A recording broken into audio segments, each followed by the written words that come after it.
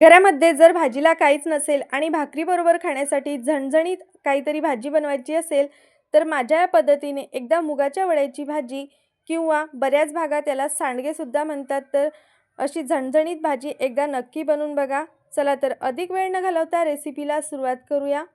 मुगाच्या वड्याची भाजी बनवण्यासाठी इथे मी भरपूर अशी कोथिंबीर घेतलेली आहे. भाजलेले शेंगदाणे, आलं आणि हिरव्या मिरचीचा ठेचा सगळे साहित्य मिक्सरच्या छोट्या भांड्यामध्ये टाकून घेतलेले आहेत. आता यामध्ये थोडंसं पाणी टाकून मिक्सरला अगदी बारीक याची पेस्ट तयार करून घ्यायची आहे किंवा याचं वाटण तयार करून घ्यायचं आहे. तर भाजीसाठी लागणारं आपलं वाटण बनवून तयार झालेलं आहे. त्यानंतर इथे बघा मी एक पातेलं गॅसवरती गरम करून घेतलं. आता यामध्ये अगदी अर्धी वाटी एवढ्या मुगाच्या वड्या टाकून घेतलेल्या आहेत.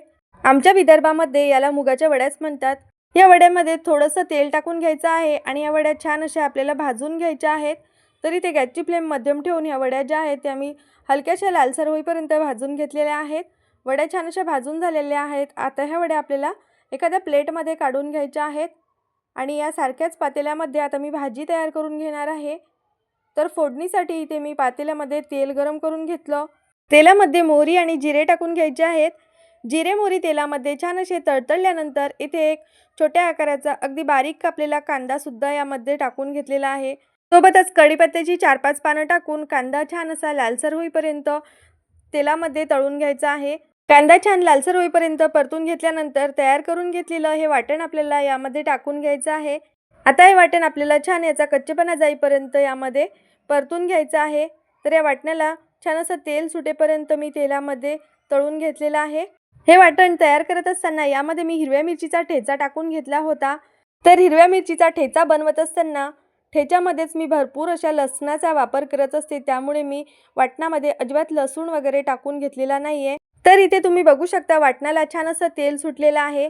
त्यानंतर यामध्ये आपल्याला सुके मसाले टाकून घ्यायचे आहे. घरातील रेग्युलर मसाल्याच्या डब्यामधीलच सुके मसाले मी इथे वापरलेले आहेत. तुम्ही तुमच्या आवडीनुसार किंवा घरातील रोजच्या वापरातील सुके मसाल्यांचा इथे वापर करू शकता. तर मसालेसुद्धा तेलामध्ये छान असे परतून घेतलेले आहेत. त्यानंतर यामध्ये मिक्सरचं भांडं धुवून थोडंसं पाणी टाकून घेतलं आणि हे मसालेसुद्धा वाटणामध्ये छान असे मिक्स करून घेतलेले आहेत. आता यामध्ये आपल्याला गरजेनुसार पाणी टाकून घ्यायचं आहे. तर इथे मी साधारण 1.5 ग्लास एवढं पाणी यामध्ये टाकून घेतलेलं आहे. तुम्ही तुमच्या आवश्यकतेनुसार इथे पाण्याचा वापर करून घेऊ शकता. तर अगदी छान मस्त तर्रीदार असा आपला हा रस्सा बनून तयार झालेला आहे. आता या रस्स्याला आपल्याला छान अशी एक खळखळून उकळी काढून घ्यायची आहे. चवीनुसार मीठसुद्धा टाकून घेतलं आणि अगदी 2-3 मिनिटामध्ये या रस्स्याला छान अशी खळखळून उकळी आलेली आहे. उकळी आल्यानंतरच आपल्याला यामध्ये वड्या टाकून घ्यायच्या आहेत. आता पातेल्यावरती झाकण ठेवून मंद ते मध्यम आचेवरती ह्या वड्या आपल्याला छान अशा शिजवून घ्यायच्या आहेत. तर मला ह्या वड्या शिजण्यासाठी अगदी 6 ते 7 मिनिटे एवढा वेळ लागलेला आहे. ह्या वड्या किंवा सांडगे शिजण्यासाठी प्रत्येकाला वेळ जो आहे तो कमी जास्त लागू शकतो. वड्या कशा पद्धतीने बनवलेल्या आहेत त्यानुसार इथे आपल्याला ह्या वड्या शिजण्यासाठी वेळ कमी जास्त लागतो. त्यानंतर सगळ्यात शेवटी यामध्ये बारीक चिरलेली भरपूर अशी कोथिंबीर टाकून घ्यायची आहे. आता मी गॅसची फ्लेम बंद करून घेणार आहे. आपली भाजी जी आहे ती बनवून तयार झालेली आहे.